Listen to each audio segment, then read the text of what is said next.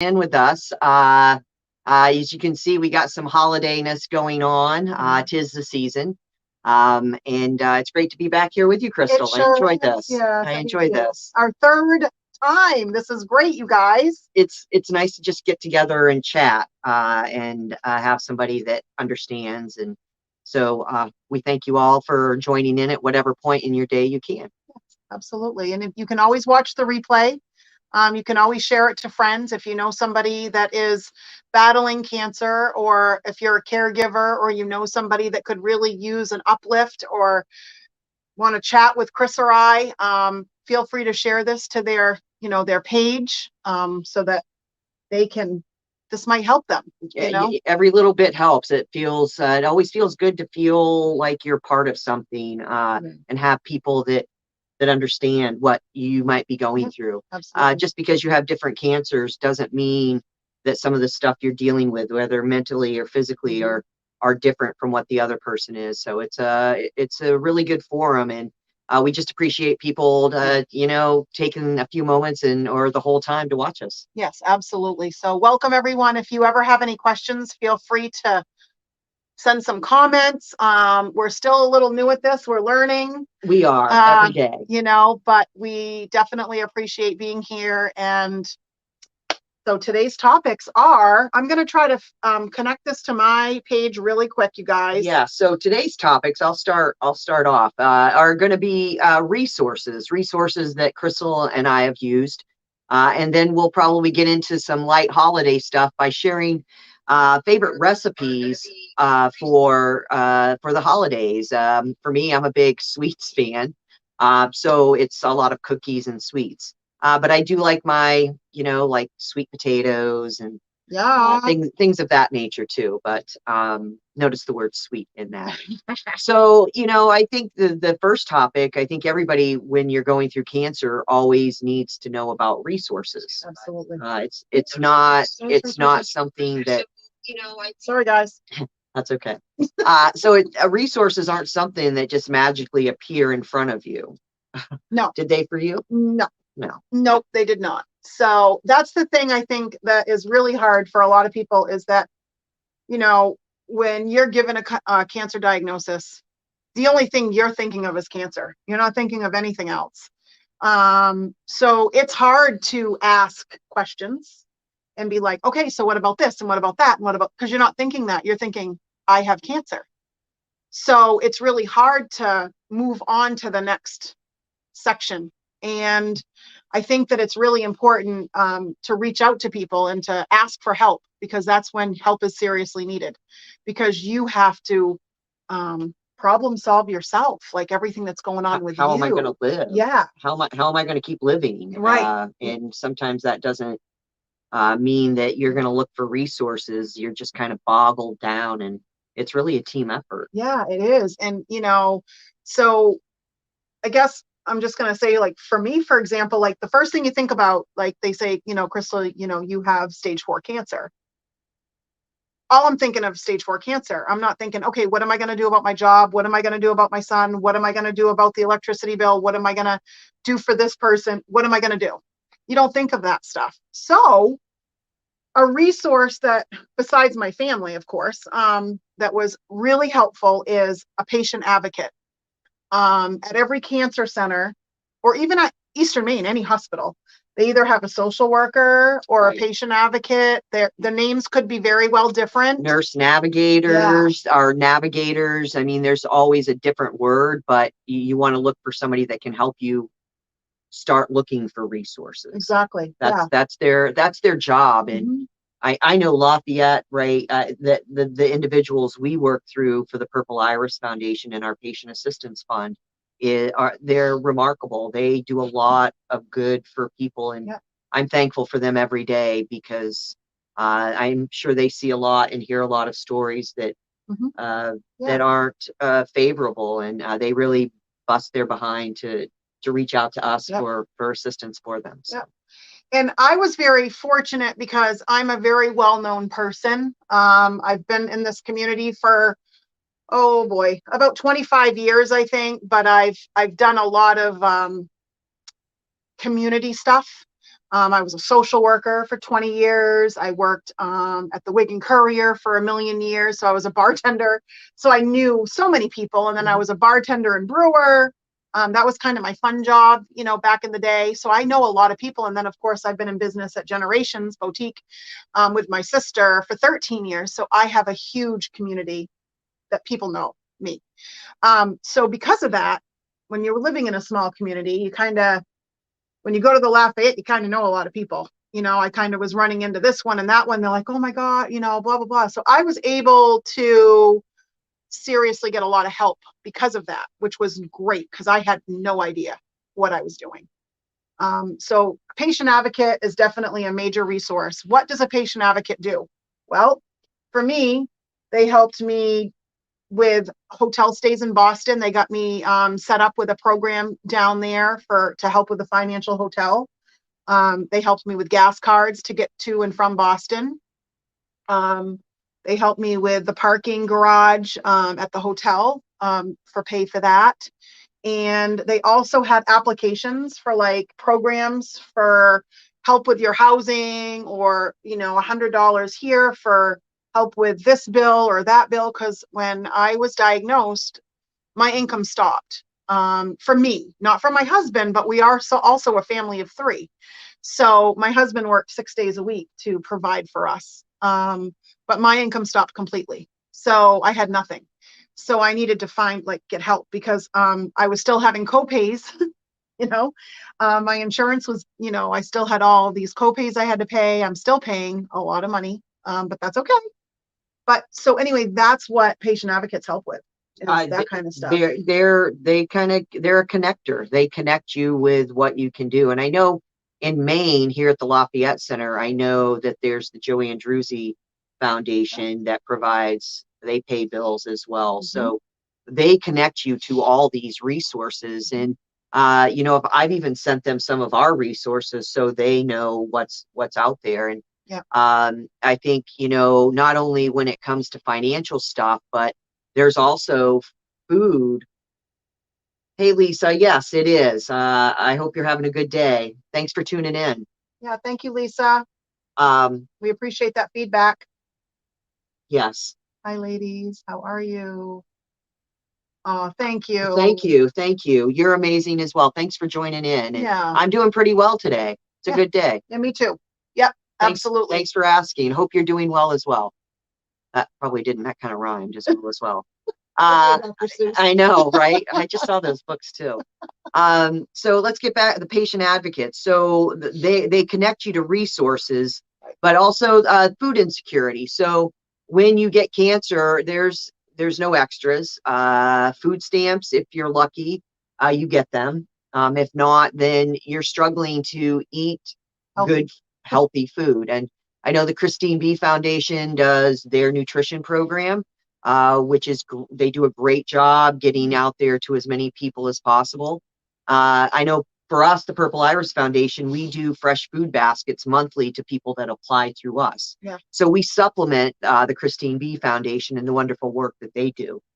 So food insecurity is a big thing too. So don't feel like that's not normal. It can be. I've been touched by that because disability is only so much a month, and you have to learn to live with that on that. And so you're thankful for all the resources. So don't feel like that's something that you shouldn't do.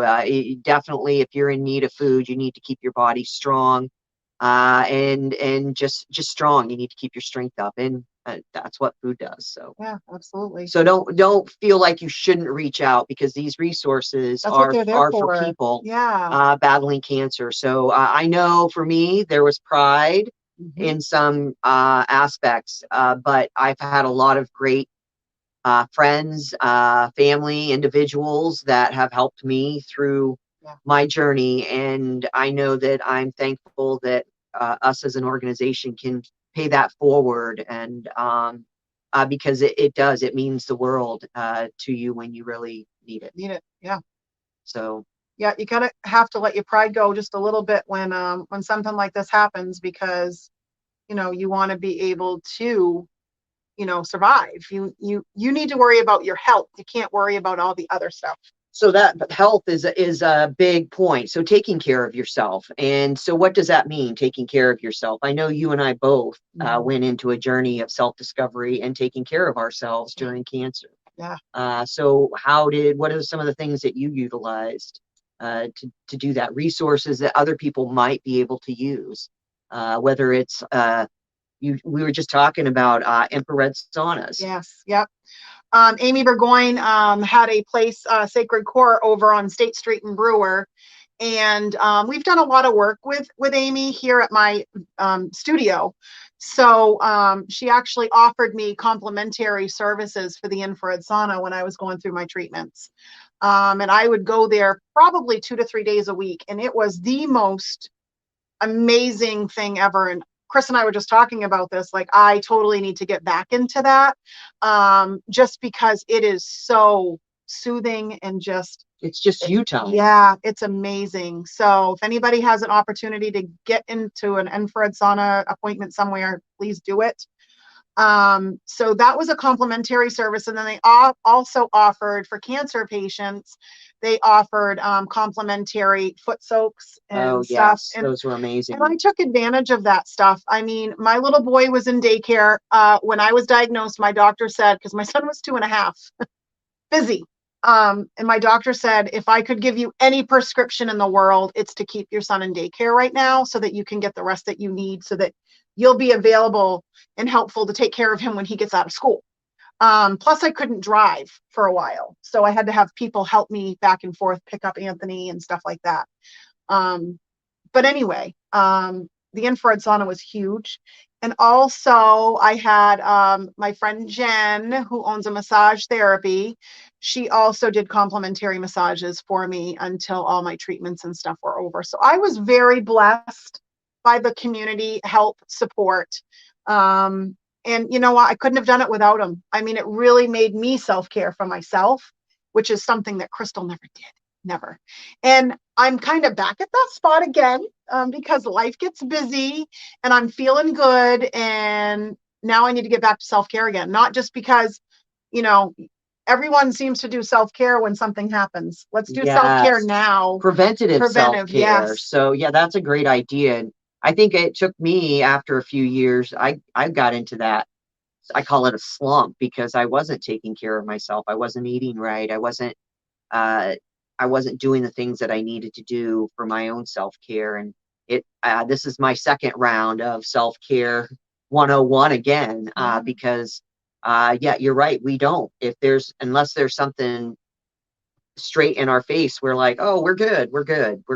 I find that especially in women. Yeah. Oh, but I guess all people, because we don't want to face the fact that something is wrong. Mm-hmm. And so self-care, people, that's part of the resources. There's resources everywhere near you. I know that, yes, thank you. www.purpleirisfoundation.com or resources. Some local resources for self-care. Look for yoga studios, massage therapists, and just tell them about your battle and see if they offer any complementary therapies. I mean, I think that's the best way to do it. We have some great resources on our page at the purpleirisfoundation.com, not only for Maine, but nationally. So make sure to look into those. So yeah, I find that most people that I had a lot of Reiki for free. I don't know if anybody's experienced that, but that was a pretty neat thing that got me really into my self-care journey. And Yvonne Thibodeau, I call her my guru, because she really changed my life when I was needing something. Just was a very stress relieving. She's a Reiki master, but a shaman as well. So that was pretty cool. And I would never been somebody that would have believed in that. But the proof was in the pudding to me. So I went with it. The same with acupuncture, the same with massage. I had never done the infrared. Was amazing. And to center yourself. And I think when you're more at peace with where you're at, and just realizing that cancer is just part of your journey at that time, it doesn't have to define you, but it can teach you some really cool lessons of how your body needs to be taken care of, your body, mind, and soul. Yes. And I think find hobbies. I think that's a great resource. Look out for things that you might like to do. Painting. I'm sitting here in Generations, and I'm looking at all these paintings, and I'm like, I'm not much of a painter, but I could see getting lost in painting. I know my sister Nat and my sister Amy and my brother Ty are all great artists. I do paint by numbers. So, but for me, it's hiking. I love to hike. So find your thing. Yes. I think that's a big thing. Yeah. Reading was another thing that I did. That book that Chris gave me is the most amazing book that I've ever read in my life. And I've actually read it a couple of times. It's the Cancer Conqueror. I've actually given it to quite a few people. It was pretty much the best self-help book I've ever read. Mine too. Yeah. Mine too. There's certain things in that book that I took to heart, and I love that book. I just actually ordered one off eBay the other day for a friend. I keep giving my copy away. I just ordered Amazon out of them. Yeah. So I go on and make a big order. Yeah. We pass them out. Well, I pass them out to whoever. Yeah. Chris was giving me them like candy all the time. I'm like, do you have any more of those books? Do you have any more of those books? The book is amazing. And it's really not that expensive. So if you know anybody, you guys, that is battling cancer, or even for a caregiver too, this book is so, like, my whole family read it. Yeah, it's really a positive book. Having cancer is not positive at all. And so, like, when I was diagnosed, people were like, go to this group on Facebook and go to this group on Facebook and do this and do that. Well, let me just tell you, I was more depressed on those Facebook sites than anything, because, you always get that person that's really negative or whatever. And I didn't want negativity in my life. I wanted nothing but positivity in my life. Mm-hmm. And another book is The Secret. So if Positive Secret, the book The Secret is amazing as well. That's another book I read, and I also own the video. But this book, and a couple people had given me books about going through chemo and what it did to them and all this, and I'm like, I don't need that. I need positive for me. And that book, The Cancer Conqueror, I can't remember the author. Anderson is his last name. I see his face. I just bought it for like $4 off eBay. And let me just tell you what, guys, this book, get it for your loved one. Get it for yourself. It is phenomenal. It is the best read ever. So please, I feel it's great. When I read it, I mean, it's small enough. It's not a big book, so you can get through it within an hour. I think I got through a book in an hour. I read it during a treatment, 3-hour treatment. I was like, I couldn't put it down. You kept wanting to reread it because the outlook of this man was exactly how I wanted to be, and I took that to heart. And another book I read, and it's a little thicker, is The Power of Now by Eckhart Tolle. It's the power of staying present and staying focused. So between The Secret and The Cancer Conqueror and The Power of Now, the message is staying present, because the what ifs, the whys, looking back, looking forward, you got to stay in the now and enjoy what you have. That's because right. I think it brings less stress to you. Things will work out.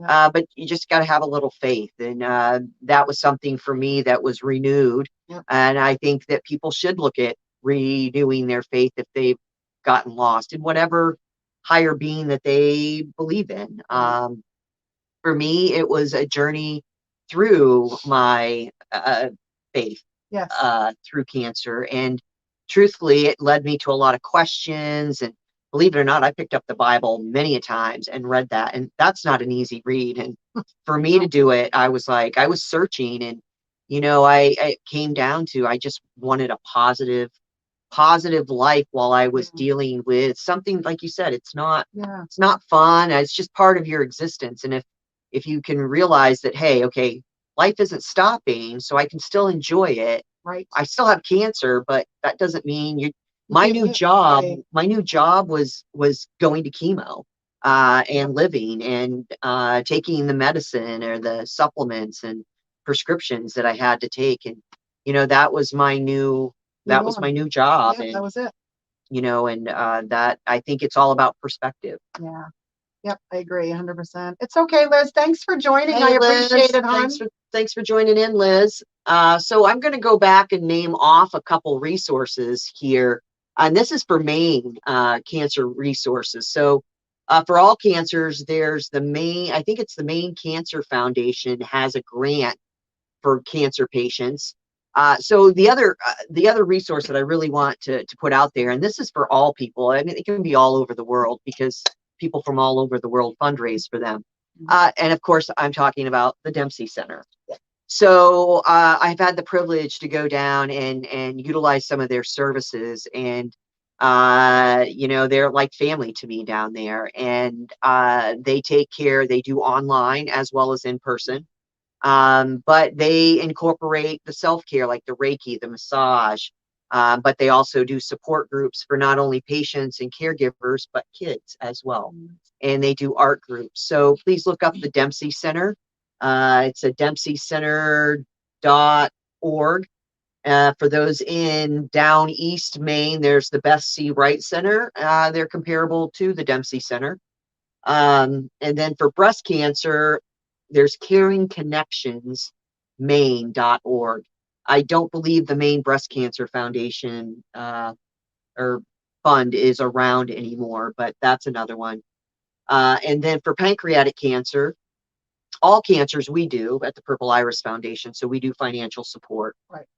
But for pancreatic cancer, there's the Bob Smiley Pancreatic Cancer Memorial Fund.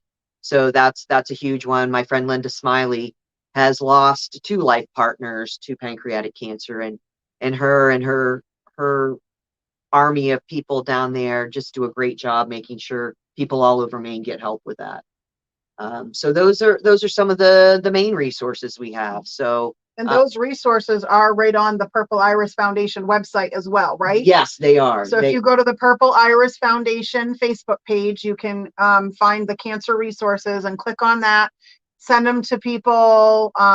You can copy and paste. There's phone numbers that I'm looking at right now and a lot of email addresses. So yes. And also for people going for second opinions, like I know I went for 3, you went for 2, transportation. Yeah. That can be, you got gas cards to help with the gas. Yep. I got $75 to go to Boston. If you're on Maine Care, which I'm not, but if you're on Maine Care, Penquist Cap has a program called, I think, Links, that you contact Penquist Cap and they will help with mileage. I think you have to pay for it up front, pay for it, then you get reimbursed. Yep. That's a great program too. So that's a great program as well, and they'll help with appointments too. But yeah, I was given a gas card to go to Boston with, which was definitely very helpful because at the beginning I was going, well, once a month for the first couple times, and then I had to go down before my surgery. I had to go down a week before my surgery to do pre-op stuff, and then I had to go back down a week later for my surgery, and I was there for over a week, and my family was traveling back and forth to help, so it really helped a lot. And then the hotel stays, of course, I mean, because absolutely getting in a hotel is very expensive, and so they would help with that. So getting connected with your patient advocate at the Lafayette Center would be the first thing I would do, because they're the ones that connected me to the people in Boston to fill out the application for the room stay and all of that kind of stuff.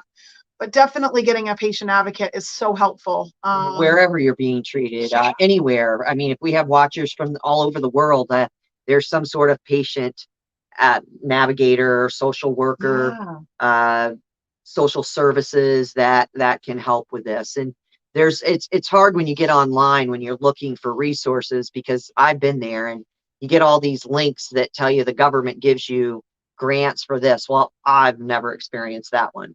And believe me, I've looked, because I'm 13 years into a journey, and I'm thankful to be I haven't been in treatment since 2012, but still being on a strict budget, there are things that come up. And so, hunting for resources. So it can be daunting. So a patient navigator is good with your local ones, and maybe even some national ones. So, so Also for transportation, there's a couple services. I've utilized patient airlift services out of, I believe, Long Island, New York.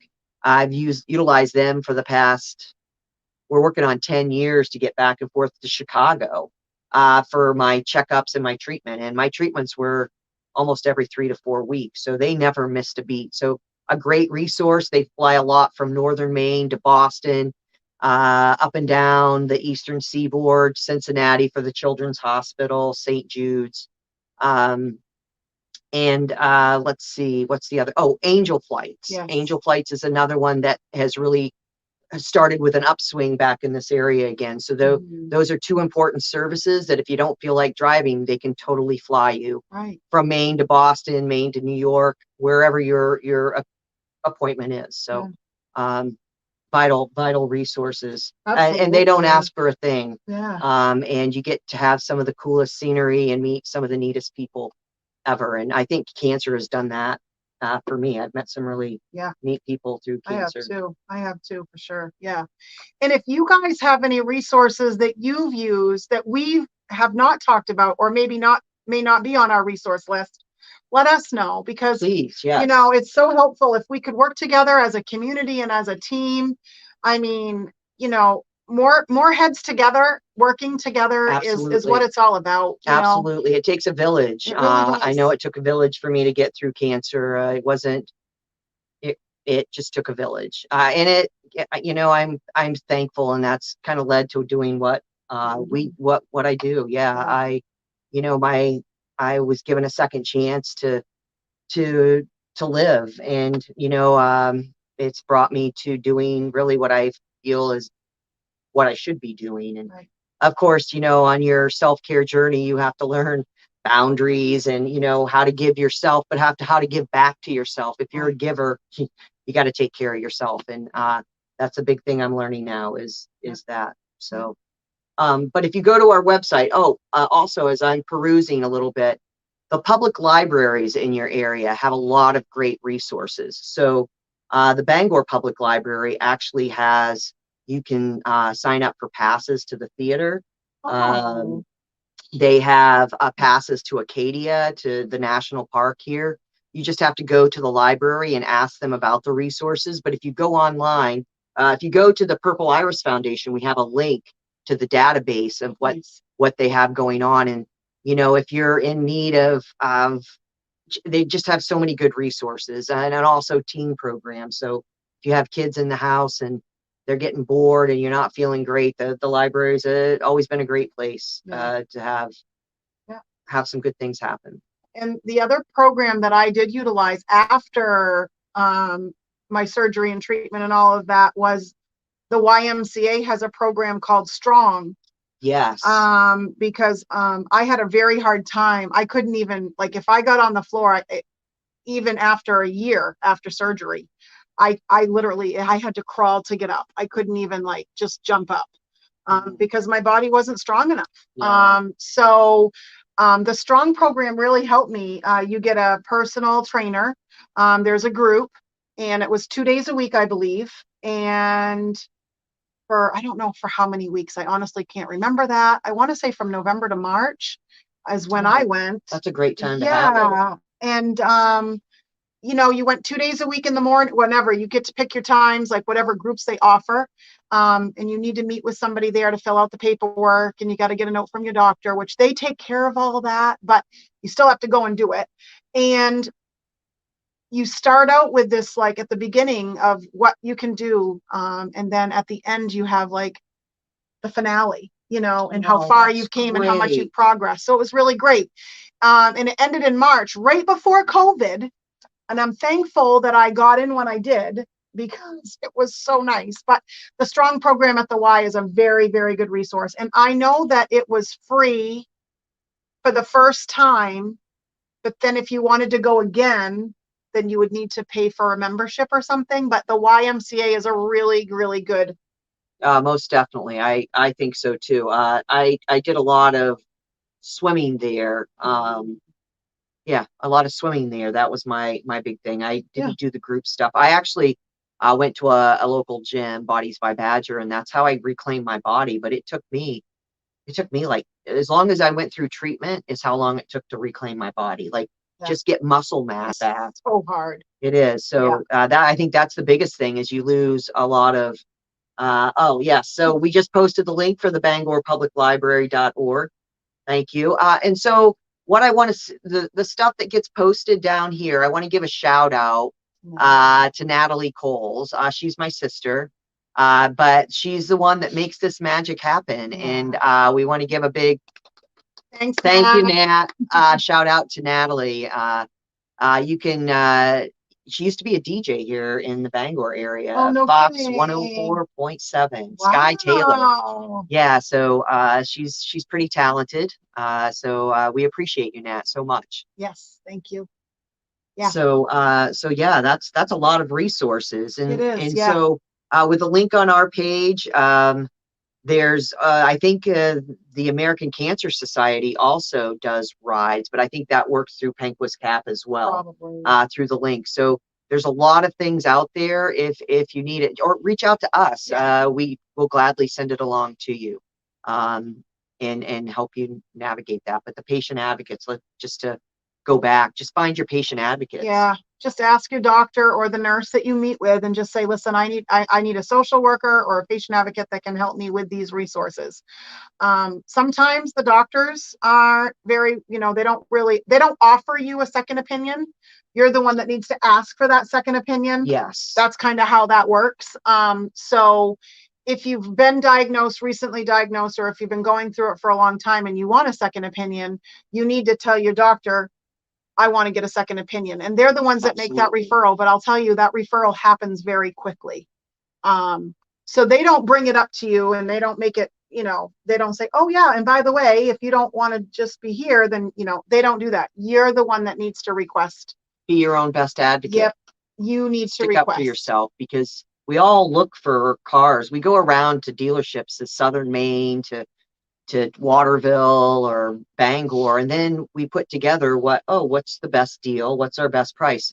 People, you got to do that with cancer too. You can't just expect that. I love where we live in Maine, I do, but some cancers are just tougher to treat as far as what we have out there for treatments. And so a second, third, fourth opinion, these resources can help you get that. But just know that you deserve getting the best treatment possible out there, and it's okay to ask, and truthfully, you can get your treatments here. Yes. So wherever you live locally, you can go get a second opinion and still receive everything here. Yeah, that facility where you got your opinion and you decided to be treated just guides your care back at home.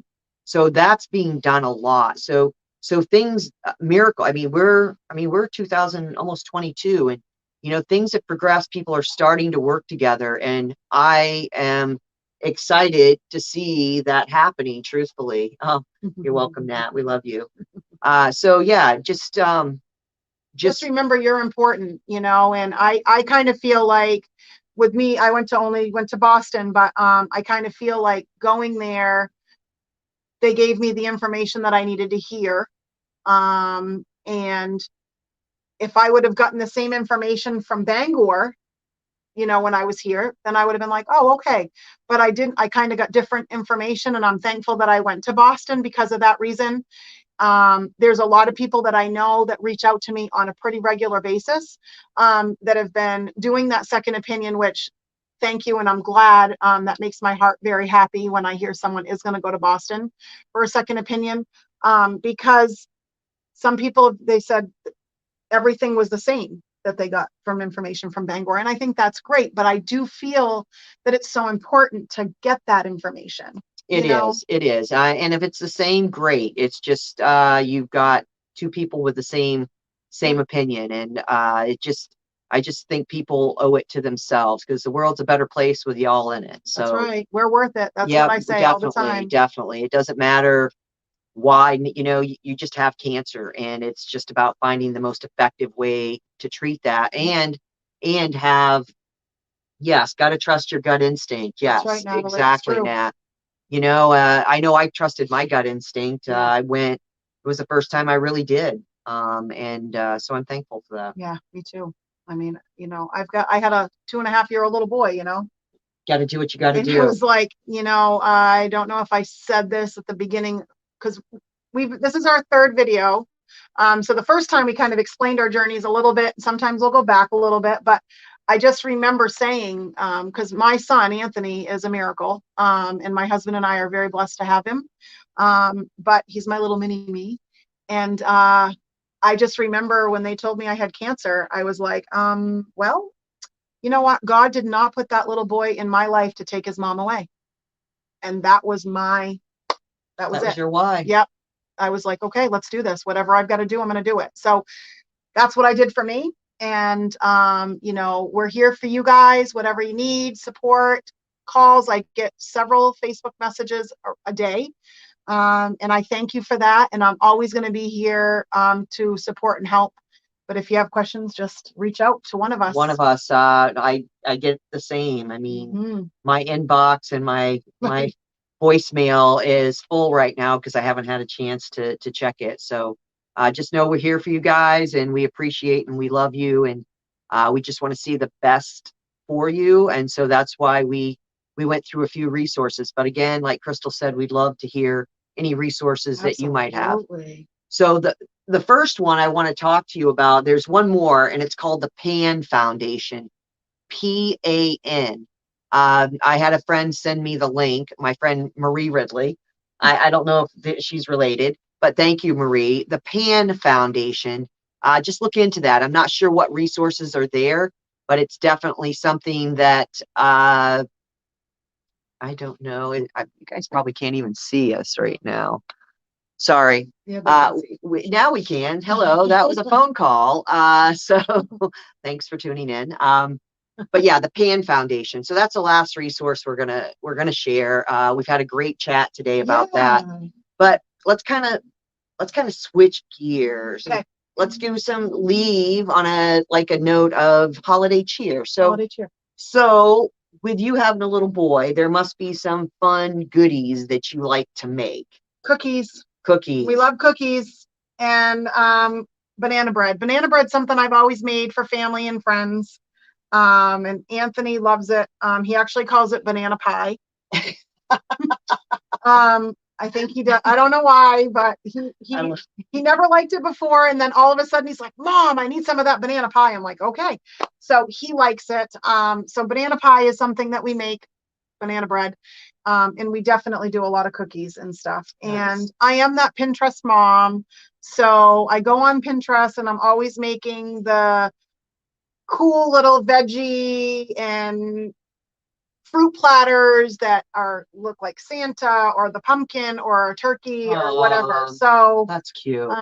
Just something that as a mom, I've always wanted to do. I used to take care of my nephew who's over 22 now.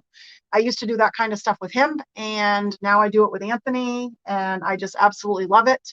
So those are kind of some of the things that we do. But cookies, basically sugar cookies, and he likes to color them and that kind of thing. That's one of my favorite parts. I think I said before, cookies are my favorite. I can't wait to try the cookies that we're gonna make. Oh yeah, so we're I like doing these thing called Spritz Cookies, and so they're different colors. They're like red, blue, green, yellow. I think my mom used to make them, and they're like this delightful, almost better than shortbread cookies, which I love. So those are some of my favorites, and then sugar cookies, because I like, they have to be just right. I have certain cookie sheets that's the only thing they do is bake cookies. So I like my soft, chewy cookies. So sugar cookies, and then thumbprint cookies. You like those? I love those with a chop with a. You put your little thumb in it. You can put the Kiss on top. You can put a Hershey's Kiss, but I like to put different types of jellies. Ooh. So I get the Polander, the natural. Thank you, Lisa. Thanks for joining in. Thank you. So I like to do different the Polander jellies. So that's a really cool thing. I'll have to try that one again. Yeah, I haven't done that one in a while. But I usually do peanut butter cookies as a thumbprint, and sometimes I put chocolate, but then other times I put jelly because you have a peanut butter and jelly cookie. Ooh, wow. That was a no-brainer for me. I Add love a little bit of fluff and we might be talking. the dollop. You could do a little dollop of fluff. That sounds great. So those are some of my favorites. And if you guys have a favorite, you look for a link to some of our favorite recipes and feel free to share yours. I'm always good for another cookie recipe. I wish I could make them all year long. I think in another life I was a baker. Yeah. Oh, pumpkin chocolate chip too. Oh yeah. Yeah. No, that's just an all year around favorite. So anytime those are really delicious as well. So agreed. Yeah. Agreed. So, well, this has been a great day. Yeah, I appreciate this. Nice talking with you again. Anything else you want to share with people? I think we're good. You know, I know Thanksgiving was last week. I hope you guys all had a great Thanksgiving. Yes. We're now approaching Christmas, and I know that this can be a tough season for a lot of people. COVID has not helped, you know, with people with depression and all of that kind of stuff. So if you are feeling alone and sad and things aren't going that well, and you don't feel like you have the tribe that maybe Chris and I had or something, and you just need to reach out, feel free to reach out and maybe we can connect you with somebody or something. But just remember that the world needs you, and we need to be happy and be kind to one another. Absolutely. My motto that I've always used since I was diagnosed is life is way too short, so enjoy it. One thing I do want to share is my little boy was on quarantine because a child was exposed. Well, you know how that all goes. So he'd been home with us for 10 days, and he didn't want to go back to school, and he was sad. And he's like, Mom, I don't want to go back to school. Nobody likes me. And I know it's because he enjoys being home with Mom. I get that. So yesterday I said to him, I said, you know, Anthony, I said, one of the things that someone once told me, and I don't know who this one person was, but it was during my journey, was make today awesome. And so on our way to school, we sang Christmas carols, and I asked Anthony what he was going to do. And he says, Mom, I'm going to make today awesome. And he did. And so today, that's kind of like our new thing. Like, that's going to be our new start, like making today awesome, because you know what? We woke up, we got out of bed. Feet hit the floor. Yep. You're breathing, your heart's pumping. It's a good day. It is. So, you know, even though those things sound so simple, sometimes it's the simpler things that keep us going. Those are really the miracles of the day. I mean, I know that every morning that my feet hit my cold floor, I'm thankful, and that my cats bat me to wake me up. And you know, I was given 6 months, so, and Christmas was my 6th month. So this has a very, like, it's almost prophetic for me that this is just one of those times where I wish every day could be like Christmas time, because the kinder, gentler side of people come out, and I wish we could do that all year long. I agree. Because we only get one day at a time. You only get 124. We never get this day back, so make the most of it. That's right. Find something to smile about, because there's always something, whether it's a little kid that just keeps staring at you and you just make a funny face and you make them laugh. And, you know, it's really about the small things. It really is. So with that being said, make today awesome, you guys. That's right. I love that. From the main Cancer Crusader Chicks. And we're here for you. And we will be on next Tuesday. At 9:30 a.m. Eastern Standard Time. So make sure to share this with your friends. We appreciate you joining in. You can catch us on YouTube as well. That's another great place. If you can go and like our channel, that would be great, and share that so we can get more likes. It adds more availability to different resources on YouTube. So thanks, y'all. We love you. Thank you. Have a great day, you guys. Bye. Bye.